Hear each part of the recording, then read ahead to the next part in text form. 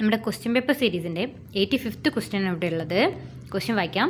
ഇബൻ Battuta informs that the sultan had fixed Wednesday for freeing male slaves, Friday for freeing female slaves and Saturday for marrying men slaves to female slaves. Identify the സുൽത്താൻ.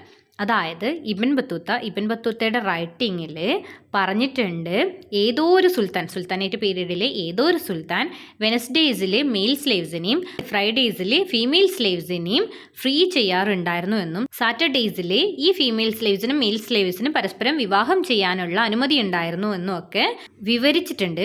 ആ സുൽത്താൻ ആരാണ് എന്നാണ് ചോദ്യം. ഓപ്ഷൻസിൽ Balban, Alauddin Khilji, Muhammad bin Tughlaq, Firoz Shah Tughlaq, ഈ 4 രാജാക്കന്മാരുടെ പേരാണുള്ളത്. അതിൽ ഉത്തരം Muhammad bin Tughlaq എന്നുള്ളതാണ്. അടുത്ത ചോദ്യം 86th question. Which of the following pairs indicate female teachers according to ancient ഗ്രമേറിയൻസ്?